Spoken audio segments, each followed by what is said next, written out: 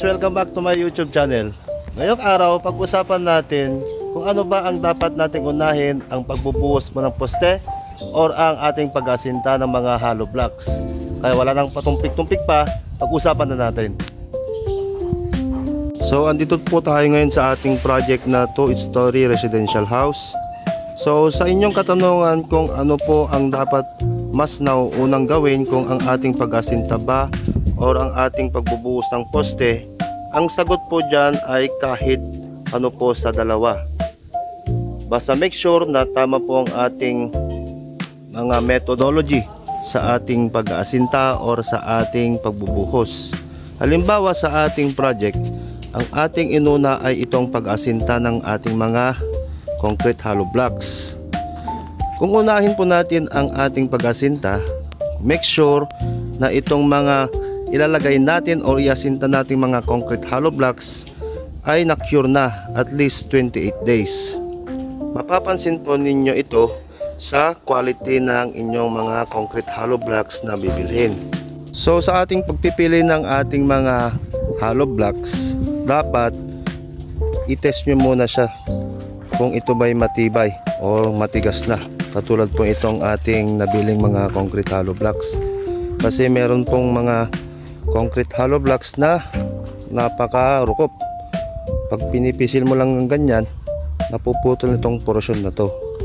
Kasi sa mga concrete hollow blocks, ito po yung mga weakest point nya dito sa mga edge na ito. So dito sa edge na to, dito mo malalaman kung matibay ba ang ating concrete hollow blocks na nabibili. Para ma-test rin po natin yung durability ng ating mabibiling concrete hollow blocks, ay pwede po nating itry yung tatawag na drop test. Ito po guys ang inyong gagawin para matest po natin ang durability ng ating mabibiling concrete hollow blocks. So maglaman lamang po kayo ng certain na height na pagbabagsakan ng inyong concrete hollow blocks.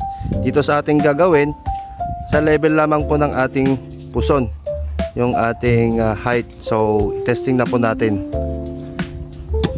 So yun, ang tigas ng ating concrete hollow blocks. Una po natin ang pag-asinta, dapat limitahan po natin ang ating height ng asintada sa 6 layers para maiwasan po natin mag-iba ito dahil sa bugso ng hangin or yung ating tinatawag na wind loads.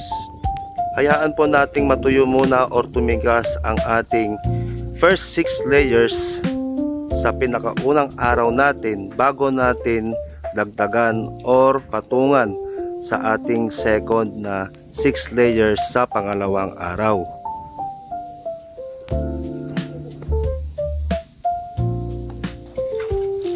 So dapat din nating dilig-diligan ang ating first 6 layers para mas mabilis ang pag-cure ng ating mortar at mas malalong ma-cure pa ang ating mga ilalatag or nailatag na mga concrete hollow blocks.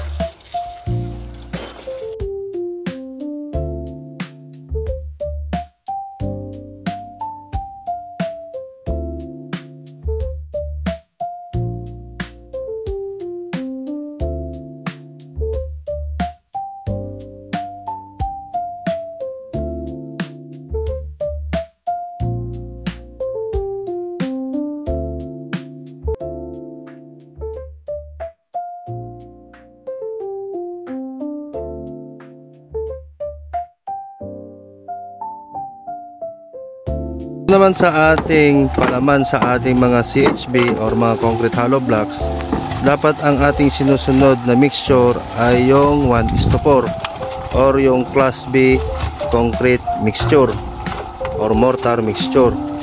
Sa isang semento, 4 na kahon na buhangin. So sa ating ginagawa ngayon, since na naka half bagger mixer po tayo, ay sa kalahating semento ay 2 kahon na buhangin.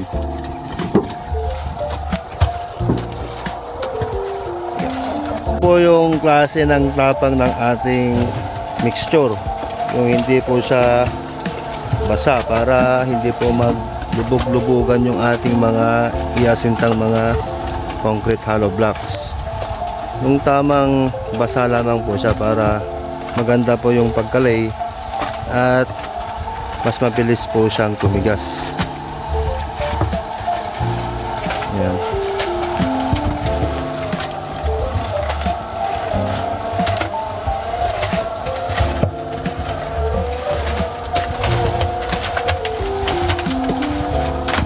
So guys, patapos na tayong mag-asinta dito sa ating ginagawang second floor. So may additional lamang po kami na 50 cm dito sa taasan ng ating last na layer, para pagdating po natin dito sa pagtatiles ay meron tayong allowance na 5 cm para hindi tayo mabitin sa taas ng ating ceiling height. Ayan. So bale, ang taas na po yan ay baba na po ng ating biga or yung beam soffit na tinatawag. So sakto kakatapos lamang po ng ulan. So kung mapapansin po ninyo, hindi po nag-iba ang ating hollow blocks dahil nasunod po natin ang mga standard na measurement or standard na mixture ng ating halo para sa ating palaman sa ating mga inaasintang mga hollow blocks. Ang pinaka-importante nating i-take note kung asintada po ang ating inuuna ay dapat tatagal lamang po siya ng 3 araw. Yung first 2 na days ay dapat na-reach na po natin yung height ng ating inaasinta, para pagdating po ng 3rd day ay popormahan na po ng ating mga poste at dapat na nating buhusan. Huwag po nating ipapaliban ang ating pagbubuhos sa mga poste. So dapat umaari, dapat 3 days lamang po ang kakatagal ng ating pag-asinta at pagbubuhos ng ating mga poste. So yun guys, ang advantage po kung ang ating asintada ang ating inuuna ay nakatulong po ito para mabawasan po yung quantity ng ating ipoporma sa poste. Dahil kailangan po natin ng maraming supports kung poste po ang ating iuunang i-construct. Ang advantage po ng hollow blocks, kung ito po ay inuuna na po nating inaasinta, ay mabawasan po yung ating trabaho sa pagpoporma, dahil pwede rin po nating ipitin ang ating pagporma sa mga poste, dahil meron na po itong mga hollow blocks na pwede nating isuporta sa ating pagpoporma ng poste. Sa general construction, okay lang na unahin po natin ang ating mga hollow blocks. Basta make sure na nasunod po natin ang ating mga specification, lalong-lalo na sa strength ng ating hollow blocks, size ng hollow blocks, at yung mga kailangan dapat nating mga dowels na ilalagay.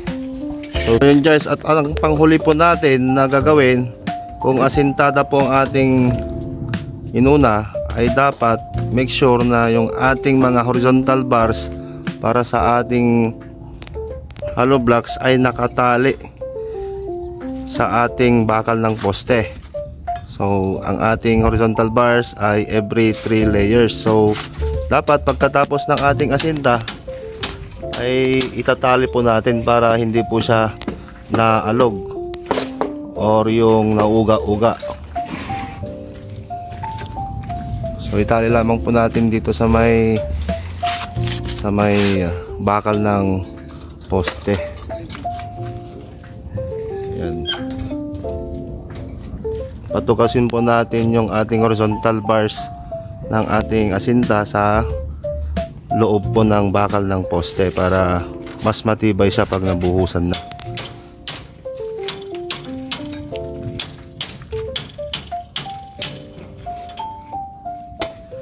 Ayan. Huwag nyo muna pong itatali pag kayo nag-asinta para may adjust nyo po yung horizontal bars nyo kung kinakailangan. So dalawang side po yan na itatali.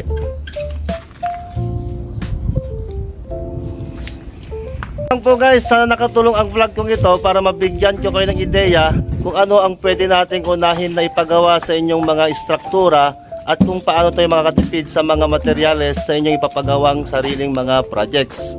So huwag pong kakalimutang mag-like at mag-subscribe sa aking channel para updated kayo sa aking mga susunod na videos. Salamat!